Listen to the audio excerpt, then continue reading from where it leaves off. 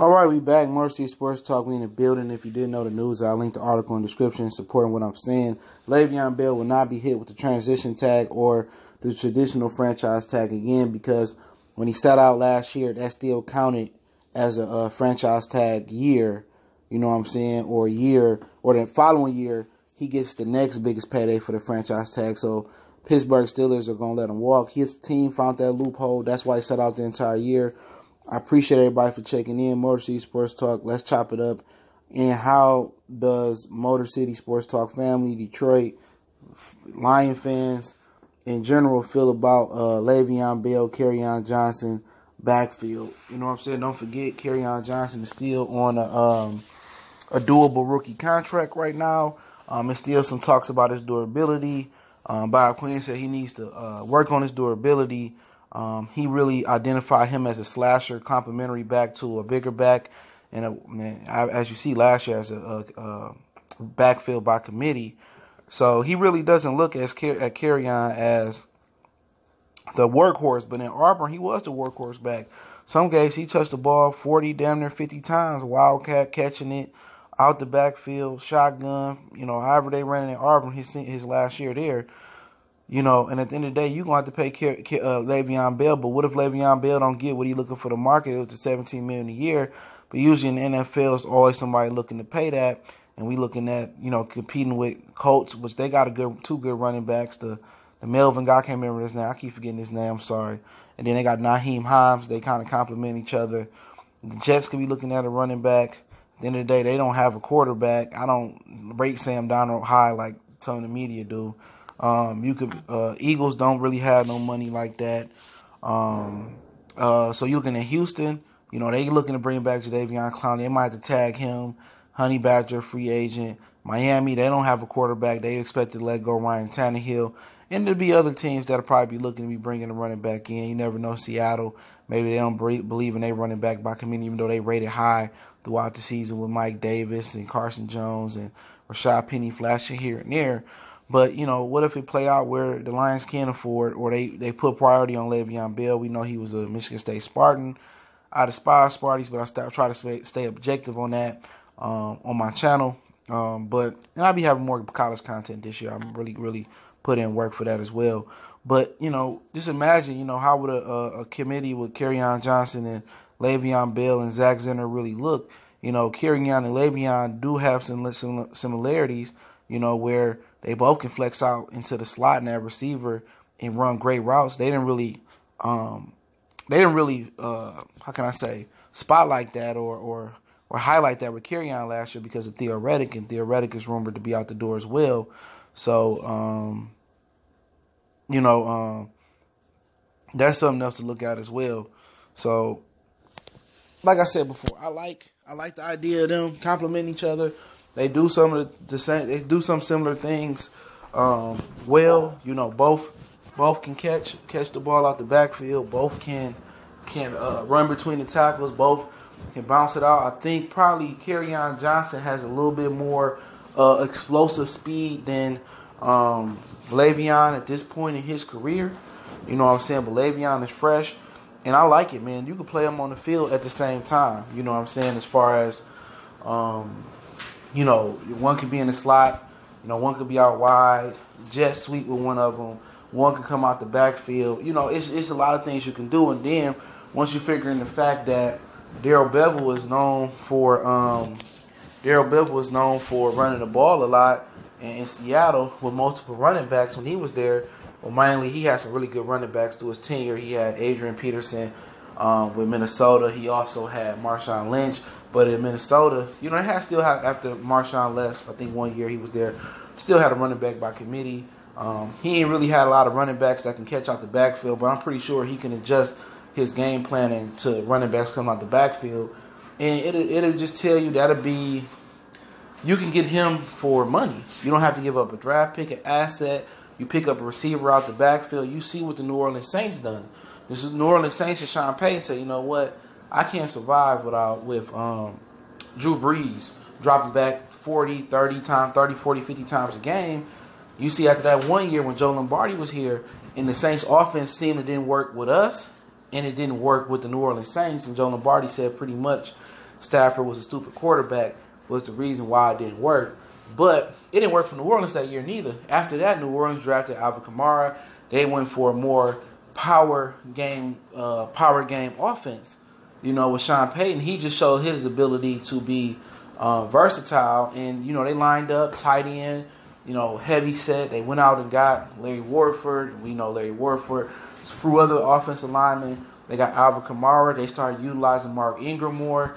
And they really start, transforming, running between the tackles, with Mark Ingram bouncing it outside with Kamara, throwing it to Kamara out in the flats, screen game. Then they had Michael Thomas, and then they had Ted Ginn Jr. stretching the field. So they really much predicated everything with the running backs. Short passes, run game in the inside, run to the stretch outside, and then play action going down the field.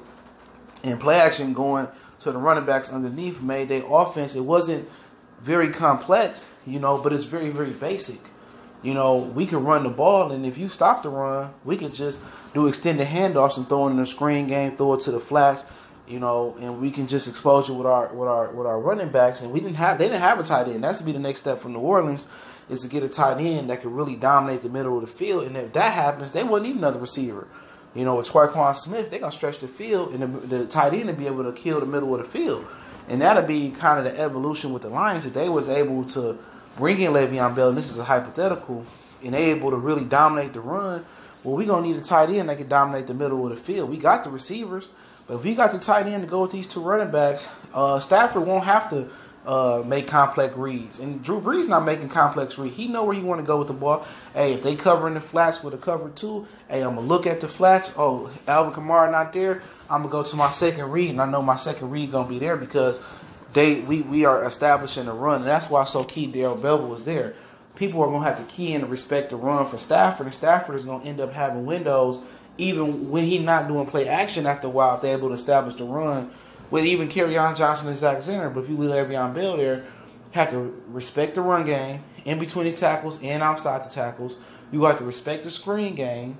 You have to respect the running backs out the backfield coming on wheel routes, Texas routes, option routes, flexing out, and empty sets. You're going to have to respect all of that. Stafford's reads are going to be really, really diluted or really, really minimized because, hey, I know, hey, look, the defense is going to respect the run. Even if I step back and even give a half-ass play-action look, they're going to be keying in on Le'Veon, Kerryon Johnson, and then they going to the flat. They playing the flat. Then I got my tight end going across the middle. I got Galladay one-on-one because now they got to bring 8 men in the box. It's deadly. It's kind of like a match made in heaven for them to have that. If they get two running backs that can dominate in the passing game and the running game, that's kind of a step above what the New Orleans Saints do because even though Mark Ingram catching out the backfield, he ain't no Kerryon or he ain't no Le'Veon running routes. You know what I'm saying? You can come out in an empty set and then change the formation at the line and put, Kerryon or Le'Veon in the backfield, and then they going to have to respect that. It'll be cool for the Lions to do that or find a running back that can complement, Le'Veon. That's to be the argument where you can find a running back. They a dime a dozen in the draft. Look at Philip Lindsay last year. He went undrafted, and he was one of the premier running backs in the AFC and the NFL. That's going to be people's running backs. That's going to be people's rebuttal to what I'm saying. Well, we can find a running back late in the draft. We can find undrafted running backs to do what Le'Veon did. And I respect that. I'm not saying that I'm with spending the money on Le'Veon Bell, but I understand with the offensive coordinator that you got, and it's some issues or questions about the quarterback's ability to read defenses. I understand, why would you want to go ahead and say, okay, we don't need another receiver. We'll ride with Powell, we'll bring a rookie in, we'll play heavy set football, we'll trust our running backs to be our second or third receiving option. We're gonna trust them to be the number one option for this game. We're gonna line up, play heavy football, run it down your throats, play action, get us a tight end, play the middle of the field, go down the field with Marvin Jones and Kenny Galladay. You know what? We're gonna invest the rest of our draft into or free agency into maybe a couple offensive linemen in draft, and we're gonna invest heavy in defense. I can see that happening. We get Le'Veon and we run the ball. We gonna get some couple new offensive linemen here and there, maybe in the draft for free agency, and then after that we're gonna invest in we're gonna invest into defense. I can see that. We talked about C.J. Mosley yesterday. I've been talking about Jalen Ramsey. You don't have to trade for Odell or Antonio Brown if you're running the ball and your running backs are Le'Veon and Kerryon in the passing and the running game. You got Galladay, you got Marvin Jones. You get you a solid tight end. Then you can say, okay, we could trade an asset for Jalen Ramsey. Or you can say we can go get C.J. Mosley if the Ravens don't franchise tag him. Okay, then we can get a Trey Flowers, and then we'll be good. We draft good, but like I said before, that can be a serious game changer. Kerryon and Le'Veon, that's a deadly tandem, especially if you want to really take and I think by hiring Darrell Bevell, the game plan is to take the rock out of Matthew Stafford's hands and put it, and really put it in the running back's hands and make reads and easier for Stafford to give him bigger windows, man. So I think that is the object there, and if that's really the main object of the offseason offensively, is kind of take the ball out of Stafford's hands and make him do less and make his reads easier, his windows bigger. There's no better way to do it than Le'Veon Bell, pair of offensive linemen, and play smash mouth football, and be a run first offense, 20 drop back team, a lot of passes like New Orleans to the flats. And a lot of passes downfield, some passes downfield to really complement that. So, it is what it is, man. I'd like to hear you guys' opinion. Motor City Sports Talk, it's your boy CJ Goodfella. Like I said, I linked an article about Le'Veon. Don't forget me on Facebook, Twitter, Instagram. You can reach out to the email if you got business question inquiry. Want to make a donation to the channel? The link's always there. If you want to follow my other channel, we talk a lot of sports and music and entertainment over there. Goodfella Sports TV. But I appreciate it. Detroit City and Motor City Sports Talk family. We gone. CJ Goodfella, one time for the one time. Y'all know what it is. What up, though? We'll be back with some more Free Agent Spotlight.